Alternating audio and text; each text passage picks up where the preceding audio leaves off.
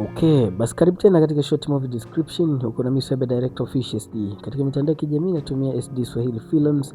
Usiache kucomment, kulike, kushare na kusubscribe ili wa kwanza kupata mali kali kama hizi punde tu ninapokuwa naziachia. Basi leo tuko na hingo makali ambapo kuna mshikaji aliyokota maski ya ajabu alafu ikaja kumpa nguvu za ajabu kweli kweli na akashangaza watu wengi.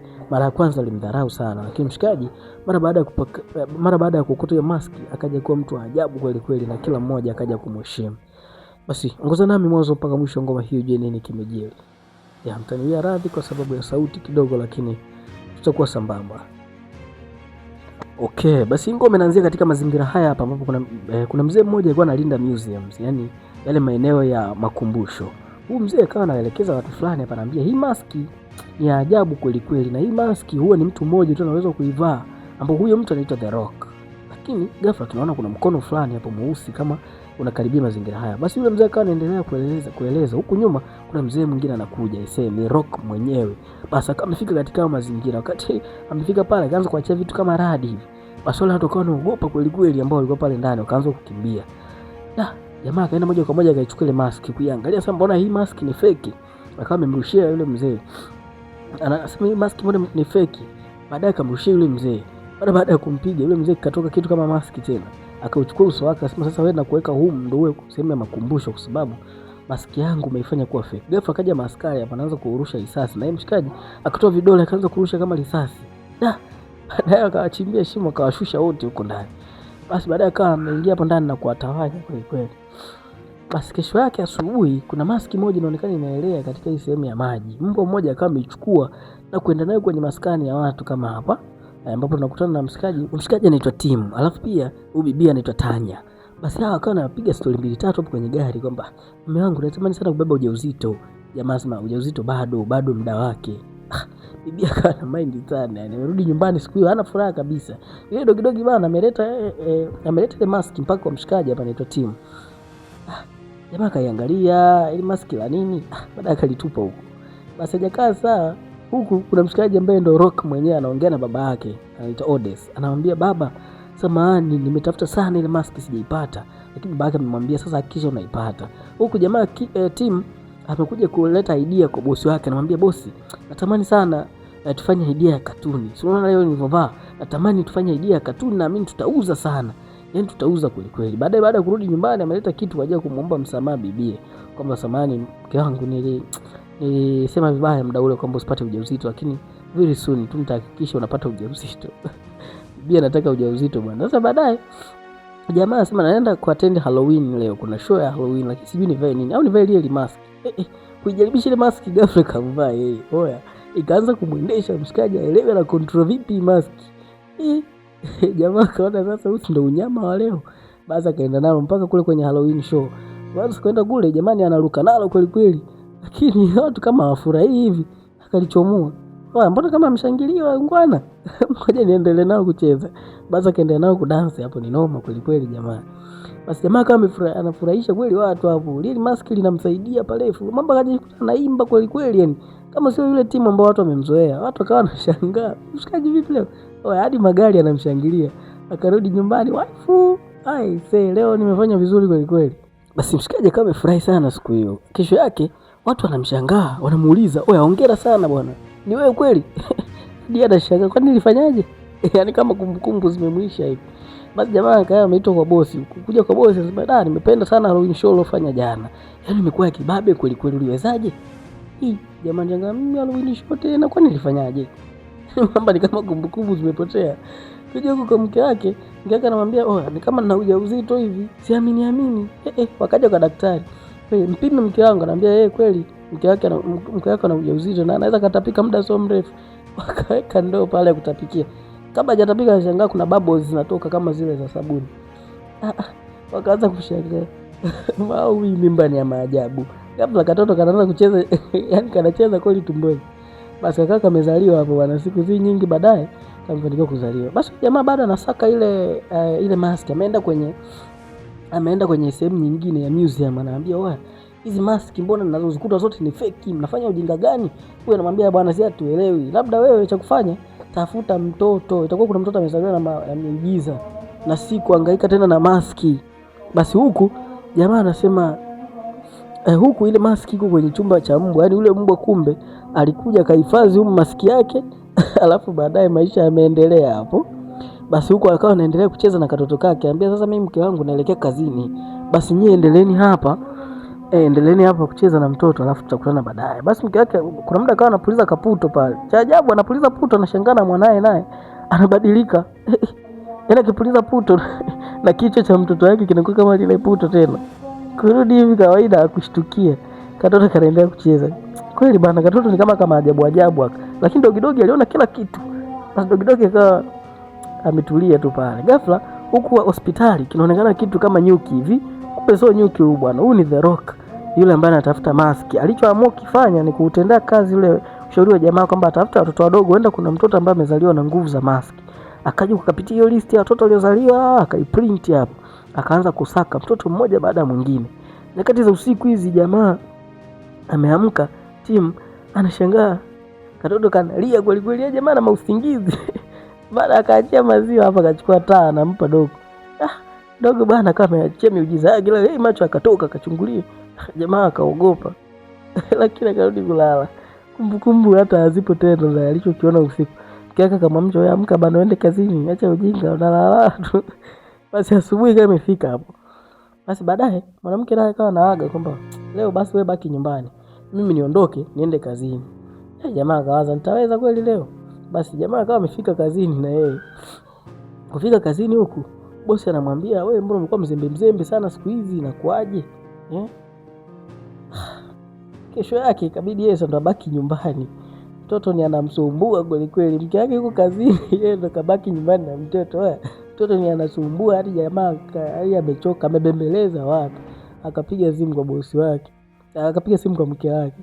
Hebu ongea neno labda mtoto atafurahia kidogo. Basi katoto kanaanza mama.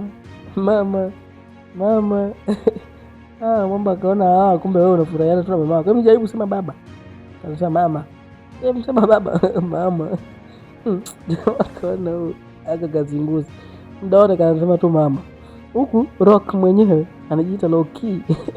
Huyu jamaa akaanza kupita nyumba hadi nyumba, mwanangu anatafuta watoto. Akaja kwenye hii nyumba hapa. Akasema sasa nionyesheni mtoto ambaye mko naye, la sivyo naleta hii cleaner iweze kusearch kila mahali. Kama nitamkuta huyo mtoto naondoka naye. Basi bahati nzuri akawa amempata huyo mtoto, akaingia hadi chumbani akaanza kumwangalia. Kagua huyu mtoto mwenyewe hana hata maajabu yoyote.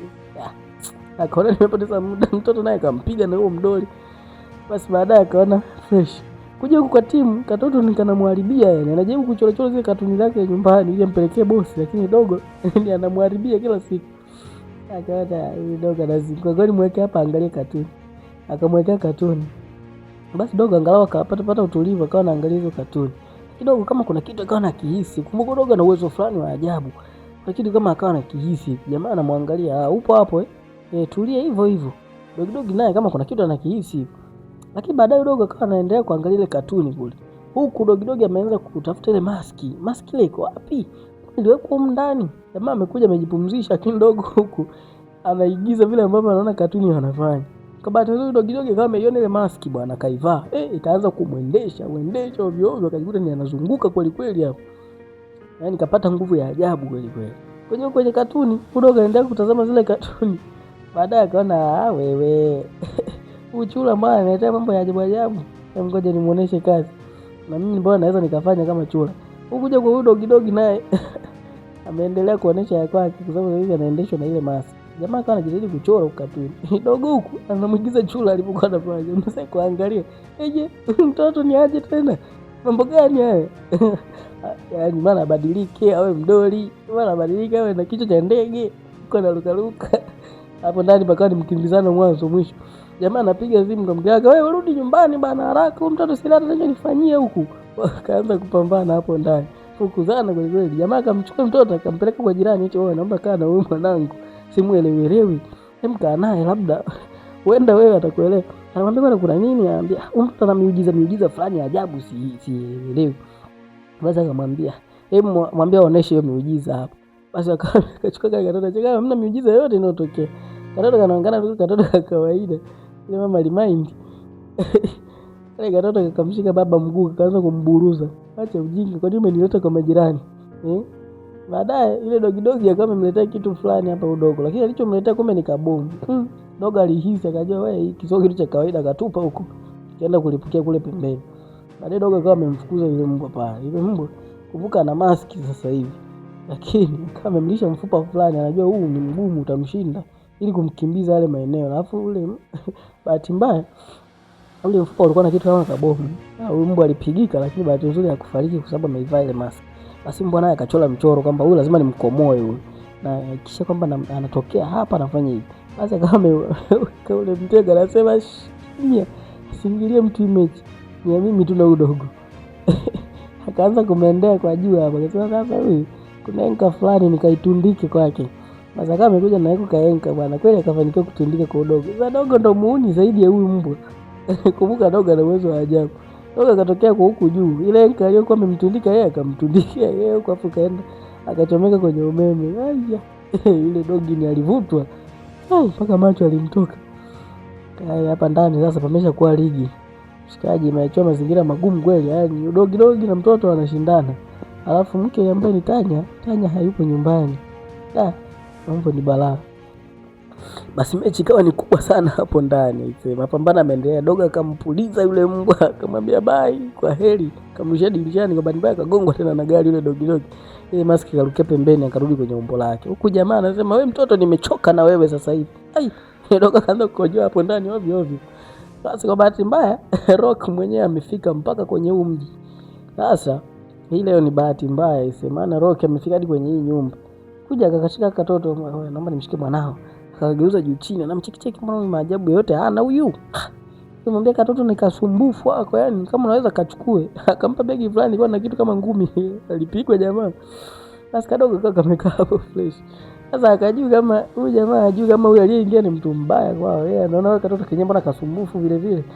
Kwa hiyo baadaye kaka amemchukua. Lakini ghafla shingo imegeuka nyuma mbele, yani amepakia kwenye gari, alafu na vitu fulani kama vya kijani vikawa vimetapakaa mle ndani ya kutosha. Sasa hiyo ni ishara mbaya, kwa sababu The Rock ni rahisi kugundua hiyo na kujua kwamba yule mtoto aliyepo mle ana nguvu ile mask. Ile mask ina tabia hiyo ya kutoa au madudu ya kijani. Basi Rock alivyoona akaona sasa hii gari acha niifuatilie mwanzo mwisho. Jamaa kama kuja mpaka huko town. Na huyu mtoto sijui hata anampeleka wapi. Rock kama anazidi kumfuata. Jamaa anakimbia, alipogundua anafuata askari anataka kuzuia, akamkandika chini hapo. Baadaye anamwambia wewe unatufuata kuna nini mwanangu? Anamwambia namhitaji huyu mtoto. Huyu wewe. Hamna bwana, huwezi kumhitaji mtoto, huyu ni mwanangu. Hata kama ni mkorofi mimi nataka tu umwangalie. Jamaa akatoa shoka hapo.